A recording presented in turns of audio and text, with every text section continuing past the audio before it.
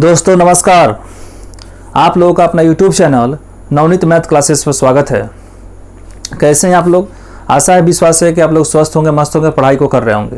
देखिए, आज का जो मेरा सेशन होने वाला है, इसके पहले मैथ का जो सेशन हो रहा था वो तो चलेगा ही, लेकिन आज का जो मेरा सेशन होने वाला है, क्योंकि आप जान रहे हैं कि DLED का एग्ज़ाम प्रारंभ है। यानी DLED का जो एग्ज़ाम है हो रहा है, टीचर ट्रेनिंग जो होता है, आप इंटर पास करके जो आप टीचर बनते हैं उसका DLED होता है, उसमें उसका एग्ज़ाम आप लोग चल रहे हैं। तो उसमें हिंदी से क्वेश्चन तो पूछा जा रहा है, जिसमें अलंकार से पूछा जा रहा है और आपको संधि से भी क्वेश्चन पूछा जा रहा है। लेकिन आइए शुरू करते हैं।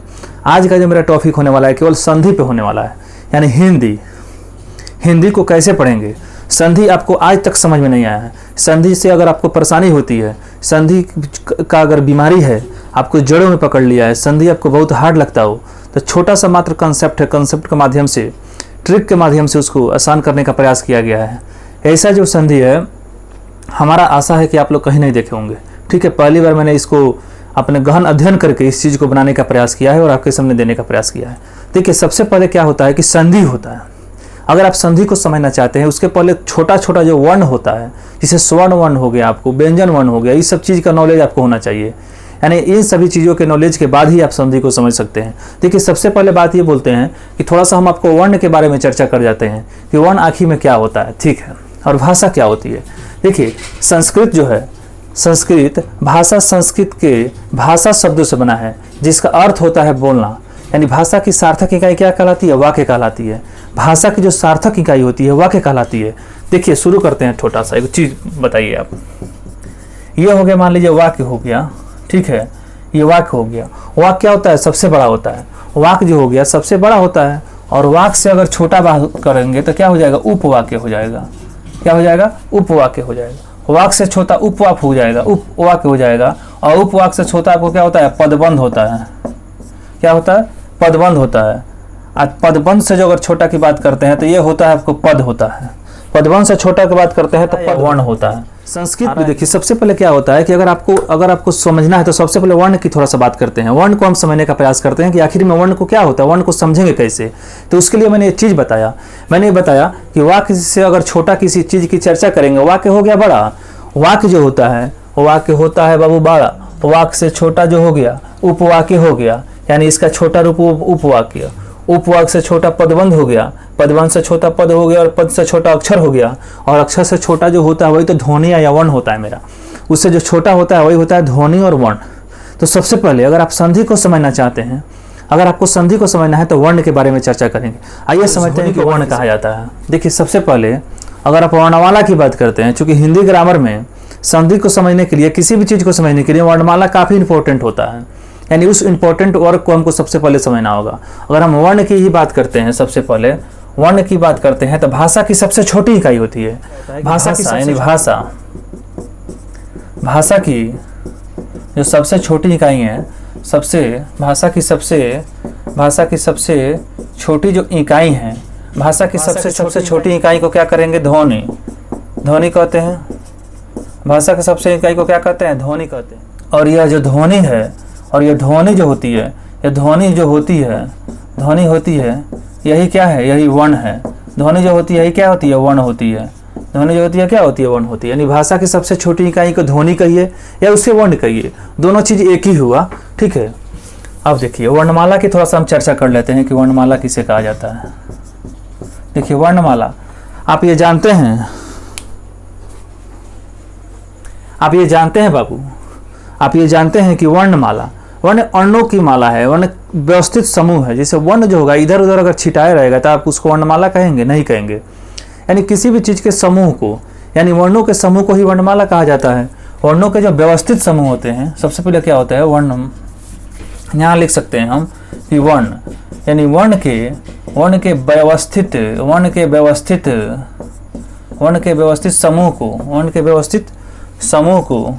समूह को क्या कहते हैं? वर्णमाला कहते हैं। वर्ण के व्यवस्थित समूह को क्या है? वर्णमाला कहते हैं। बहुत जल्दी मैं पढ़ाने का प्रयास कर रहा हूँ।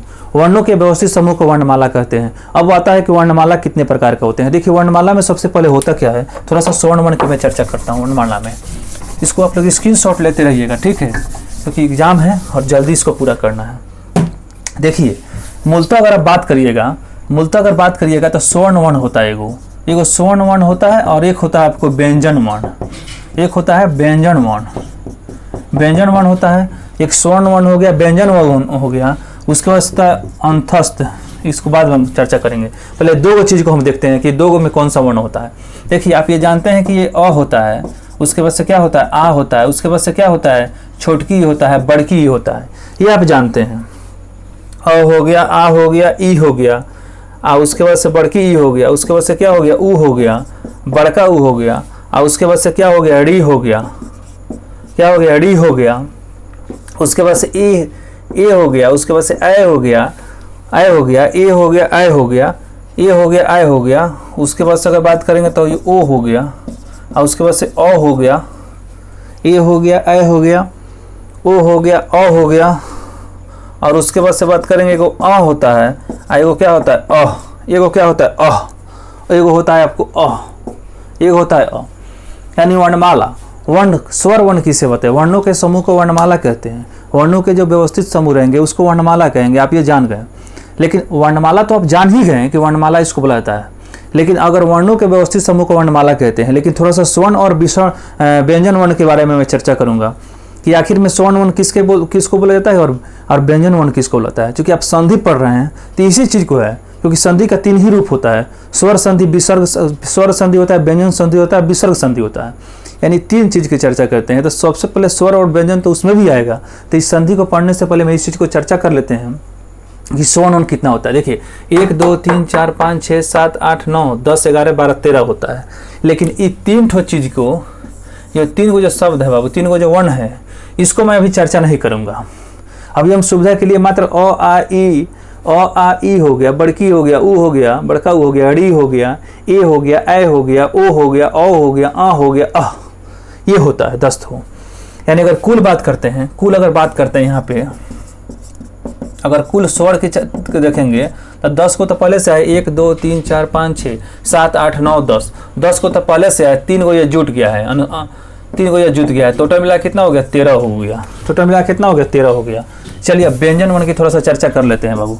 व्यंजन वर्ण की अगर हम चर्चा करते हैं तो इसमें होता है सबसे पहले व्यंजन वर्ग में क्या होता है, कवर्ग होता है, कवर्ग होता है पहला, दूसरा जो होता है हमारा चवर्ग होता है, तीसरा जो होता है हमारा क्या होता है टवर्ग होता है, और चौथा जो होता है हमारा तवर्ग होता है, और पांचवा जो होता है हमारा क्या होता है पवर्ग होता है। क्या होता है पवर्ग होता है, पवर्ग होता है, ठीक है। कवर्ग होता है, चवर्ग होता है, टवर्ग होता है, और तवर्ग होता है, उसके बाद से पवर्ग होता है। आइए मैंने इसको लिख देते हैं। देखिए सबसे पहले मैंने व्यंजन वर्ण को लिखा, व्यंजन वर्ण को लिखा मैंने, उसमें होता है क च ट ट प, यानी कवर्ग होता है, चवर्ग होता है, टवर्ग होता है, तब तवर्ग होता है, तब क्या होता है पवर्ग होता है। यानी इतना तो व्यंजन हो ही गया। व्यंजन में अभी और भी कुछ बाकी है, जैसे कि यहाँ पे हो सकता है एक ठो, यहाँ पे होता है अंतस्थ व्यंजन भी होता है। क्या होता है अंतस्थ, अंतस्थ व्यंजन भी होता है। अंतस्थ व्यंजन में क्या होता है, यहाँ पे य होता है, र होता है, ल होता है, व होता है, य र ल व होता है।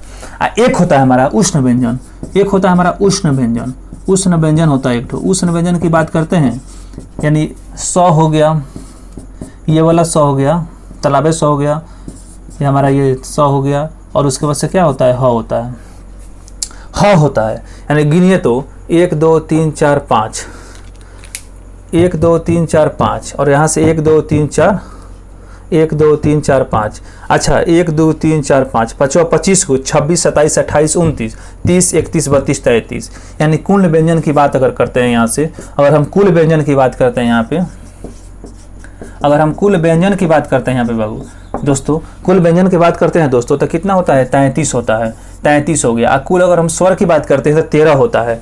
अगर हम कुल की चर्चा करते हैं तो इसमें 2 गो जो होता है ना, एक होता है हमारा संयुक्त व्यंजन भी होता है। इसमें कितना हुआ ये 33 को हुआ ना, 33 को हो गया यहाँ पे, यहाँ पे हो गया 33 को, और यहाँ पे अगर 3 को छोड़ देते हैं तो ये होता है हमारा 10 गो, तो ये 33 गो प्लस 10 गो बराबर होता है 43 गो।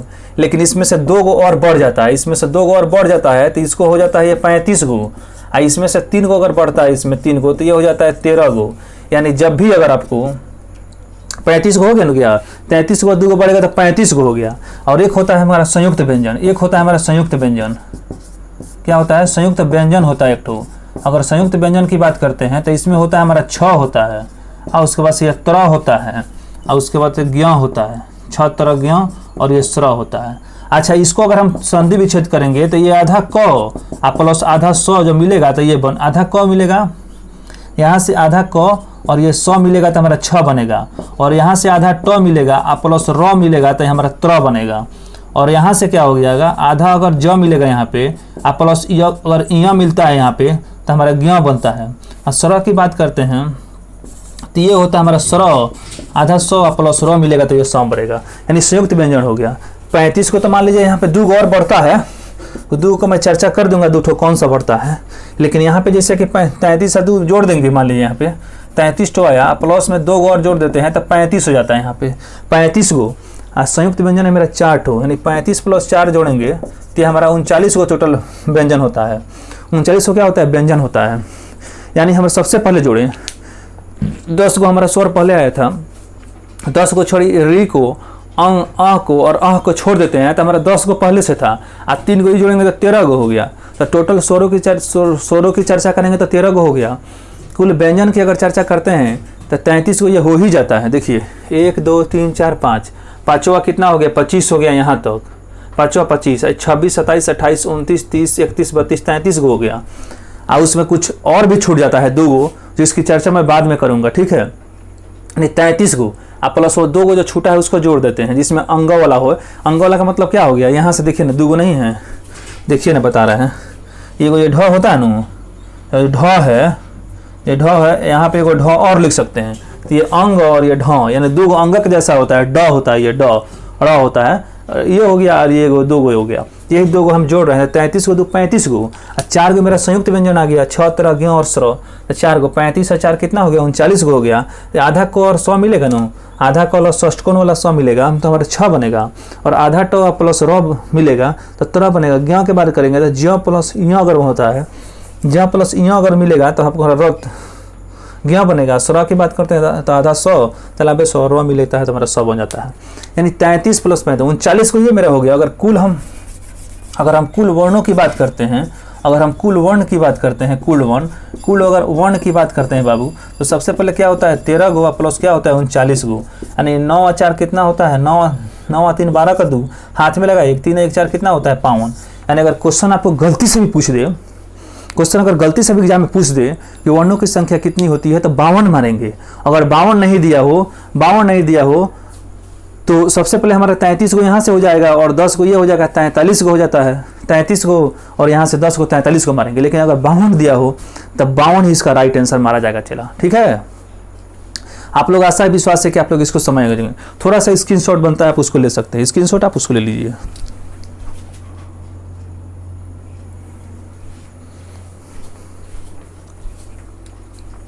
चलिए इसको मिटाते हैं।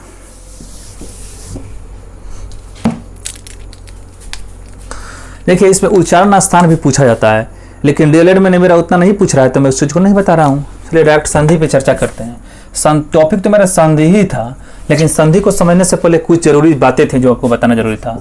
अगर हम स्वर को बात करते हैं, ठीक है, देखिए स्वर आप जानते हैं, आप अपने मन में जब भी मैं क्वेश्चन को लिख रहा हूँ तो अपने मन में आप दोहराते रहिए उसको, ताकि आपको ज़्यादा से ज़्यादा कंसेप्ट आपका क्लियर हो जाएगा। ठीक है, जो व्यंजन था मेरा, जैसे ये कवर्ग था मेरा, कवर्ग, उसके बाद से क्या होता है, इसको लिखिए थोड़ा सा, सघोष की चर्चा मैं आपको करूँगा। ये होता है मेरा, क्या होता है, कवर्ग होता है, ये होता है मेरा चवर्ग होता है, और ये होता है मेरा टवर्ग होता है, और ये हो गया आपको तवर्ग हो गया, और ये जो हो गया आपको पवर्ग हो गया। ये मेरा पवर्ग हो गया। देखिए यहाँ पे हम लिख सकते हैं, इसको भगा देंगे हम, क हो गया क, स होता है हो। देखिए ये पहला ग्रुप होता है, ये दूसरा ग्रुप होता है, ये तीसरा ग्रुप होता है, ये चौथा ग्रुप होता है, और ये पांचवा ग्रुप होता है। देखिए इसके पहले जो वर्णमाला लिखे थे उसी वर्णमाला को मैंने फिर से लिखने का प्रयास किया यहाँ पे, ताकि थोड़ा सोचा कि सघोष और अघोष को आपको बता दूं, क्योंकि सघोष और अघोष ये तो जरूरी है आपको सीखना। किसी भी अगर आपको एग्जाम में जाते हैं उसमें पूछ देती वर्णों को पहचानिए कि इसमें कौन सा सघोष और अघोष है, तो आपका दिमाग का बत्ती हिल जाएगा। उसके पहले जरूरी बात यह है कि संधि को अगर आप पढ़ना चाह रहे हैं तो इसको छोटा छोटा बातों को आपको समझना बहुत जरूरी है। जब ये छोटा छोटा बात आपको दिलों में समझ में आएगा, आपके मस्तिष्क में जब प्रवेश करेगा, तो आपका संधि तो गर्दा के समान उड़ाइएगा, ठीक है ना। क्योंकि मैं कोई भी सब्जेक्ट पढ़ाता हूँ एकदम चीर देता हूँ और फाड़ देता हूँ गर्दा से, उसको जीरो लेवल से हाई लेवल का बना रहती है। कोई भी सब्जेक्ट चाहे छूता हूँ तो मैं ये नहीं समझता हूँ कि आप लोग अधिक से अधिक जानते होंगे और कम से कम जानते होंगे, उस चीज़ को मैं समझता भी नहीं हूँ। चलिए देखिए, जैसे कि ये चीज़ लिख दिए मैं लिख दिया, कवर्ग हो गया, चवर्ग हो गया, टवर्ग हो गया, तवर्ग हो गया, पवर्ग हो गया, क ख ग अंगा हो गया, चछ जइया हो गया, टठ डना हो गया, तथ दना हो गया, पफ मा हो गया, ये अंथस्थ हो गया, ये उष्ण हो गया। आप जानते हैं, देखिए सघोष वर्ण की अगर आप चर्चा करते हैं, सघोष वर्ण सबसे पहले क्या होता है, अघोष है। सबसे पहले क्या होता है, अघोष के बारे में हम कुछ बात करेंगे आपको। अगर आप अघोष वर्ण की बात करेंगे, सबसे पहले देखिए हर एक वर्ण का क्या हो गया, पहला तथा दूसरा। हर एक वर्ण का पहला था दूसरा, हर एक वर्ण का पहला और दूसरा जो है, दूसरा जो वर्ण होगा ये आपको अघोष होगा। ये क्या होगा, आपको अघोष होगा। पहला और दूसरा, हर एक वर्ण का पहला और दूसरा अघोष होगा। अब प्लस में जो है, प्लस में क्या होता है, उष्ण व्यंजन है। प्लस में क्या है, हमारा उष्ण व्यंजन है, लेकिन उष्ण व्यंजन है लेकिन ह को छोड़कर क्या होता है, हर को छोड़कर होता है। ये ह को क्या होता है, छोड़ के होता है। ह को क्या करेंगे बाबू, छोड़ के करेंगे दोस्तों। हर को हम क्या करेंगे, ह को छोड़ के करेंगे। देखिए मैंने इसका परिभाषा देखा, हर एक वर्ण का, यानी अघोष वर्ण आपको पहचानने के लिए सबसे पहले क्या करेंगे, हर एक वर्ण का जो पहला होगा दूसरा होगा, तो वो तो वर्ण होगा ही होगा। और उसके बाद उष्ण व्यंजन जो होता है हमारा, उष्ण व्यंजन जो हो गया, जैसे हमारा तलाबेश हो गया, मुदंस हो गया, दंस और ह हो गया, ये सब जो होता है हमारा, ये हमारा जो होता है अघोष वर्ण का उदाहरण है। तो उष्ण व्यंजन को लिखेंगे, लेकिन इसमें से एगो ह हम छोड़ देंगे, ये जो है ना उसको छोड़ देंगे। देखिए पहला और दूसरा वर्ण कहने का मतलब ये हुआ कि यहाँ से ये पूरा हो गया अघोष में, और यहाँ से ये पूरा हो गया, ये ग्रुप हो गया। और उसके बाद से बोला है आपको, उसके बाद से बोला है क्या चीज़, उष्ण व्यंजन। तो उष्ण व्यंजन का मतलब क्या हो गया, ये और ये हो गया, यानी ये दोनों पार्ट हो गए। यहाँ से ये जो हो गया मेरा क्या हो गया, अघोष हो गया। ये क्या होता है, अघोष वर्ण होता है। ये आपको अघोष वर्ण होता है। अब इसको हम थोड़ा सा फॉर्मेट में लिख देते हैं। यहाँ पे अघोष वर्ण अगर बोलेगा आपको, अगर यहाँ से अघोष वर्ण आपको बोले, तो अघोष वर्ण का मतलब क्या हो गया, पहला ग्रुप समझेंगे, उसके बाद से दूसरा समझेंगे, आप प्लस उष्ण व्यंजन तो लेंगे ही। इसमें उष्ण व्यंजन क्या करेंगे, लेंगे, लेकिन क्या करेंगे, ह को छोड़कर, क्या करेंगे, ह को छोड़कर लेंगे। इसमें छोटा सा चीज़ है जो आपको मैं बता रहा हूँ, यानी समझ सकते हैं ये संधि ना होकर वर्ण ही हो सकता है। ये क्या होता है, वर्ण है चैप्टर का मात्र, वर्ण के बारे में थोड़ा सा हमें चर्चा कर रहा हूँ। ये हो गया। और उसके बाद अगर सघोष की चर्चा करेंगे, सघोष वर्ण कौन कौन सा होता है। अच्छा एक बात बताइए, पहला ग्रुप लिख दिए, दूसरा ग्रुप लिख दिए, और उसके बाद से आपको उष्ण व्यंजन में तलाबे समुदन से दंस, यानी ये तीनों स को आप लिख दिए ह को छोड़ के। तो इसमें जो बच गया क्या, तीसरा चौथा और पांचवा ग्रुप बच गया। तो इसमें हम लिख सकते हैं तीसरा चौथा और पांचवा वर्ण, हर एक वर्ण का तीसरा चौथा पांचवा वर्ण। और उसके बाद से क्या हो गया, हमारा अंथस्थ व्यंजन छूट रहा था, आप प्लस में क्या करेंगे, अंथस्थ व्यंजन हो गया, अंथस्थ व्यंजन हो गया। अंथस्थ व्यंजन इसमें लिख देंगे, अंथस्थ व्यंजन हम लिख देंगे। और उसके बाद से क्या है, उष्ण का जो है हमारा केवल ह, उष्ण व्यंजन का क्या करेंगे, ह को लिखेंगे। उष्ण व्यंजन का जो मेरा ह था उसको लिखेंगे। अब प्लस में क्या करेंगे, समस्त जो मेरा स्वर होता है, समस्त जो स्वर होता है वो सब होता है, समस्त स्वर, यानी समस्त स्वर हो गया। ये मेरा समस्त स्वर हो गया। समस्त स्वर में जैसे कि यहाँ से हम समस्त अगर स्वर की बात करते हैं, समस्त अगर स्वर की बात करते हैं, तो यहाँ पे हम लिख सकते हैं वही अ आ ई उ, अ आ ई उ, यही सब। ए हो गया, ए हो गया, उसके बाद से क्या हो गया, ए ओ क्या हो गया, हो गया। ये सब हम लिखते हैं इसमें, ठीक है। देखिए सबसे पहले क्या हो गया कि अघोष हो गया, सघोष हो गया। हर एक वर्ण का क्या हो गया, तीसरा चौथा और पांचवा वर्ण, यानी ये पूरा हो गया। उसके बाद से हमारा अंथस्थ व्यंजन छूट रहा था, तो अंथस्थ व्यंजन को इसमें जोड़ देंगे। अंथस्थ व्यंजन पूरा का पूरा हो गया, जिसमें य और ल और वो हो गया। उसके बाद से क्या होगा, उस समय का हमारा ह छूट रहा था, तो ये ह को जोड़ देंगे। और उसके बाद से हमारा जितना भी स्वर था, इसके पहले जो बताया था, अ आ ई उ ए ओ ये सब जो था, इसको मैं जोड़ दिया उसमें। यानी टोटल बात करेंगे तो अघोष हो गया मेरा, ये सघोष हो गया, ठीक है। आप इसको स्क्रीनशॉट लीजिए, ठीक है।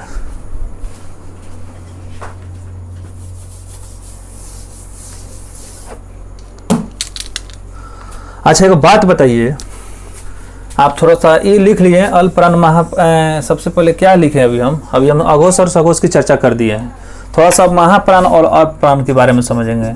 अल्प प्राण का मतलब होता है जिस, देखिए अल्प प्राण हो गया, अल्प प्राण यहाँ पे हो गया और उसके बाद से क्या हो गया, यहाँ पे महाप्राण लिखते हैं, महाप्राण लिखते हैं, ठीक है।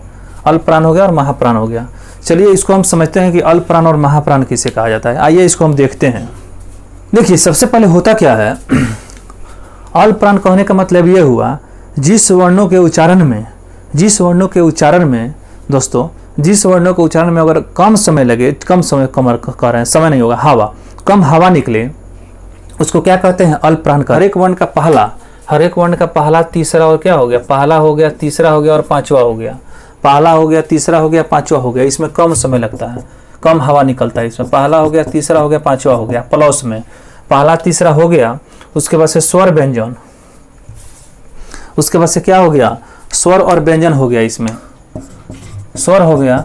अब व्यंजन में क्या होता है, व्यंजन में सबसे पहले क्या होता है कि यहाँ पे व्यंजन में क्या होता है, यहाँ पे कौन सा, ये हो गया आपको उष्ण हो गया, ये क्या होता है, उष्ण व्यंजन हो गया।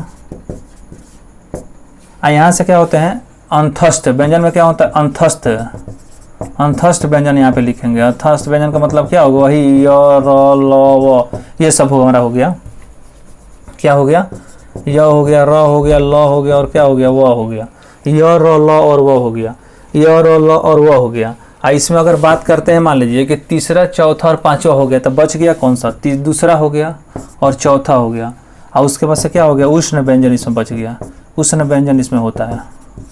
उष्ण व्यंजन का मतलब यही हो गया, तालाबे सौ, ये सब जो होता है, ये वाला हो गया मेरा, ये वाला मेरा स हो गया, तालाबे समुदंश और दंश। यानी महाप्राण, अल्प प्राण कहने का मतलब होता है, अल्प प्राण जब भी बोले यानी जिस वर्ण के उच्चारण में अगर कम हवा निकले तो उसे अल्प प्राण कहेंगे। जिन वर्णों के उच्चारण में अगर अधिक से अधिक हवा निकले तो उसे महाप्राण कहा जाता है।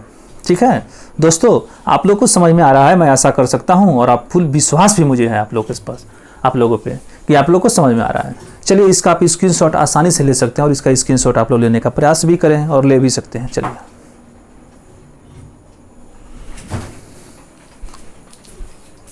आशा है, विश्वास है कि आप लोग इसका स्क्रीनशॉट ले लिए।